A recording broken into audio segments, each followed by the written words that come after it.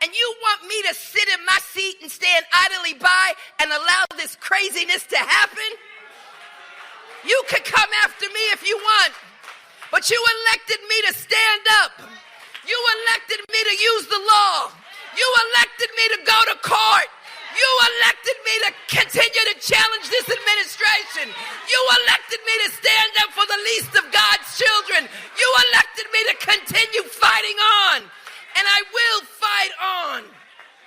You know, it's kind of funny to see New York State Attorney General Letitia James grow ever more unhinged based on the prospect that she is going to be investigated for the lies that she told on financial documents related to properties after she drummed up that case against the evil orange man and was so happy, so elated by the fact that she was able to win that civil judgment against him and had been celebrating that up until the moment that the evil orange man ended up winning his second term. So we are treated to video after video like the one that I played in the open of her just losing her mind repeatedly. But guess what? Some citizens in the state of New York are not having it, and she's starting to get heckled at different events, and I absolutely love it. And that's what we're going to talk about today, the demise of Letitia James. But before we do, I want to thank everybody who supports this channel via actualjusticewarrior.com/join. Give me the money. Give me the money, okay? My question is for Tush James. Will you apologize to President Trump for wasting millions of dollars and the state of New York for a witch trial? And how does it feel to know that you will be in prison for mortgage fraud?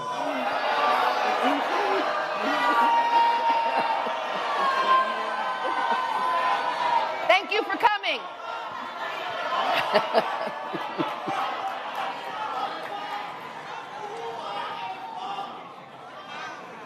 We want to thank him for coming. We respect all opinions.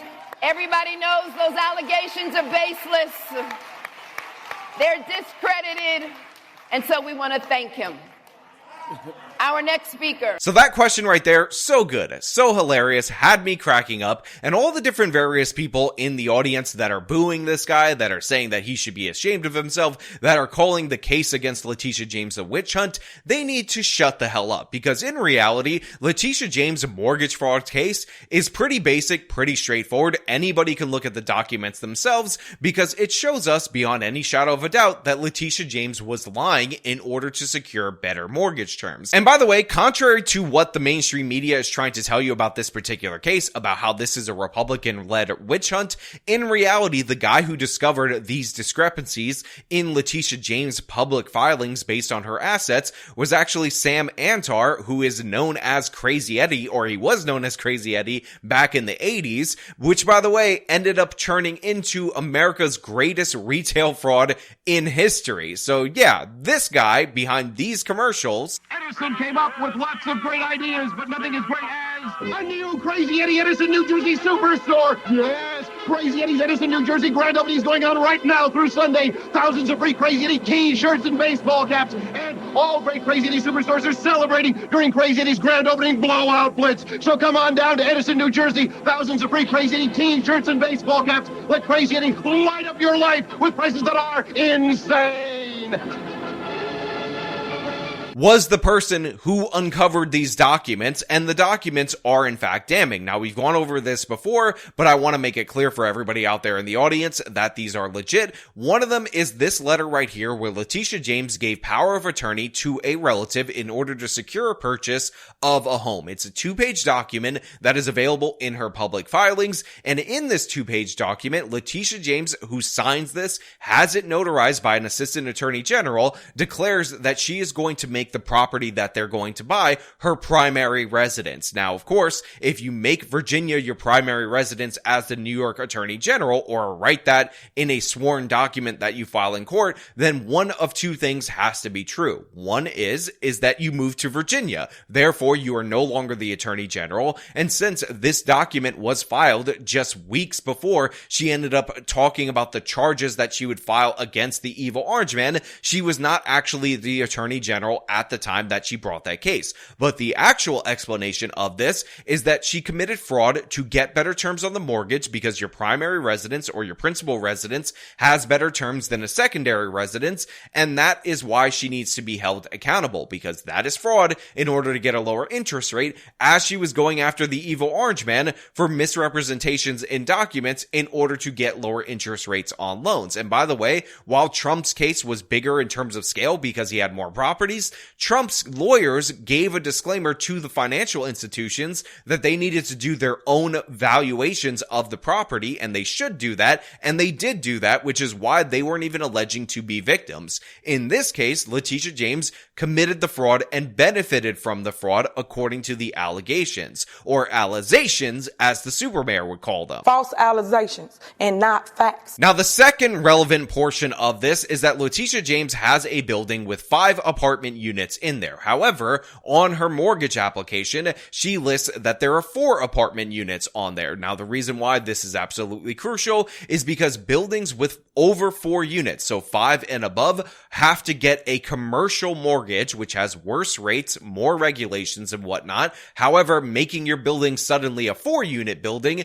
gives you a bunch of different advantages in terms of finances, which, by the way, lying about the number of units is actually fraud. And it's funny that she actually prosecuted Trump for overstating the size of a penthouse apartment in his particular building, while she does the same exact thing in order to get better rates on this property. Now, another thing that Letitia James has been caught dead to rights on is that on a mortgage application in 1983, she listed her father as her husband on that application, which is clearly and obviously fraud because married couples have better advantages in terms of borrowing money. Now, to be clear, that 1983 mortgage, that is beyond the statute of limitations, so Letitia James can't be prosecuted for that, but it does go to show a pattern of behavior for this woman, and this is why she's dead to rights, and this is why she's freaking out in all these different interviews and press conferences. And the funny thing is that Letitia James, when she was running for Attorney General, was talking about how she was going to find something to sue Trump over to try to sue him into bankruptcy. So the idea that they're going to call this out as a politically motivated prosecution when she ran on going after Trump and destroying his life, as indicated by this video during the primary for Democratic Attorney General. I've taken on powerful interests like developers. I've taken on legislators. I've taken on landlords. I've taken on powerful interest in the city of New York because I believe in a good fight. And right now, what we need is someone who understands that you should not be afraid, not be fearful of Donald Trump. We should take him down. We should sue him all the way to bankruptcy. We should investigate his business interests. We should investigate his business holdings. We should investigate whether or not why he was once in debt and now in a position to purchase all of this property. We can do that because I've been trained to do that, and I will do that at the same time knowing the office of Attorney General and its powers and its responsibilities and its duties. My name is Letitia James, and I plan on being the next Attorney General of the state of New York. God bless you and thank you.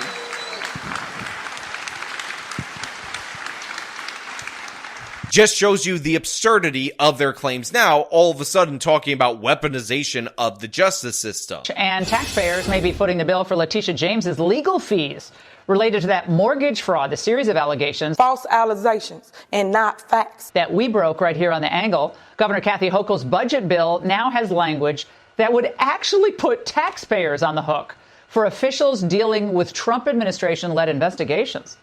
So if the DOJ takes up Tish's criminal referral and this bill passes, she could end up tapping into a $10 million fund to cover any reasonable attorney's fees and expenses incurred. Now, to show you that they're worried, and by the way, that there's more corruption in the state of New York, it turns out in the recent budget deal signed by Governor Kathy Hochul, they actually appropriated about $10 million in order to pay the legal defense of government officials who might find themselves in trouble with the evil Orange Man's administration due to cases that could be brought up after the passage of the budget. So that's essentially a $10 million slush fund for Letitia James that she gets to spend on her personal attorneys fighting against this mortgage fraud that, again, a regular ordinary citizen would not have access to, and other government officials do not have access to when they're facing the prosecution from the state of New York or from the federal government in previous administrations. But Letitia James, she's totally covered. Her legal bills, and by the way, by extension, other state and local officials in the state of New York have their legal bills covered up to $10 million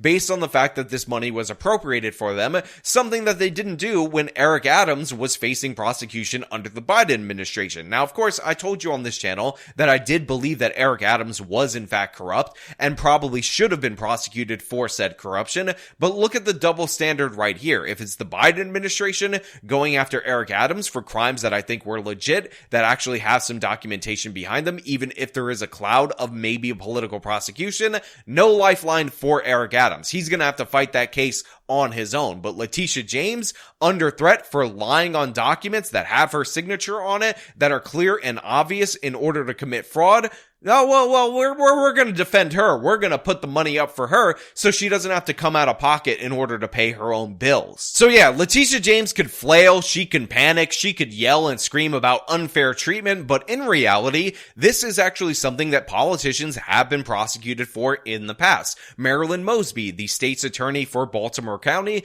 was prosecuted for lying about her finances in order to obtain a property in Florida in federal court under the Biden administration. Letitia James could be held to that same standard. It is not like her case against Trump, where she used some obscure, outdated law that had never been applied that way in order to go after him when they didn't even have a victim, in order to get an historic over $400 million fine from the evil orange man. And then she threatened to seize his assets, i.e. his properties, in order to sell them in order to pay the fine. So again, she was trying to bankrupt this person. That was her campaign promise. That's exactly how she acted in office, but now she's going to complain about unfair prosecution and about how she's the victim. Now look, as I said on Timcast, which by the way I was on this past Wednesday, that will be linked in full in the description, I do want this case to be rock solid. All the I's need to be dotted, all the T's need to be crossed, because if you're going to go after somebody in the opposing party, you want to make it 100% clear that it is based on legitimate grounds. And as far as this case goes,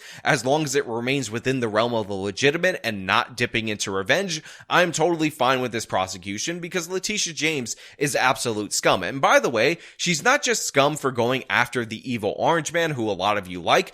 Andrew Cuomo, who a lot of you can't stand, including myself, was also targeted by Letitia James. She put together a hatchet job report that was ultimately used to force Andrew Cuomo to resign for governor, just so she could run for governor, and then she got smacked around by Kathy Hochul in the Democratic primary, so she didn't even get her goal. But she has shown us with those actions that she is willing to put her thumb on the scale in order to advance her own career politically, and that is somebody who shouldn't be the attorney general of any state in this country, let alone one of the largest states in the union, let alone the attorney general of choice to go after the evil orange man. But you know what? Those are just my thoughts about these recent developments. I want to know what you guys think down in the comments below. If you like this video, then show them by leaving a like, subscribe for more content, follow me on my social media, support me via the support links in the description of this video. This has been me talking about Letitia James panicking. Till next time.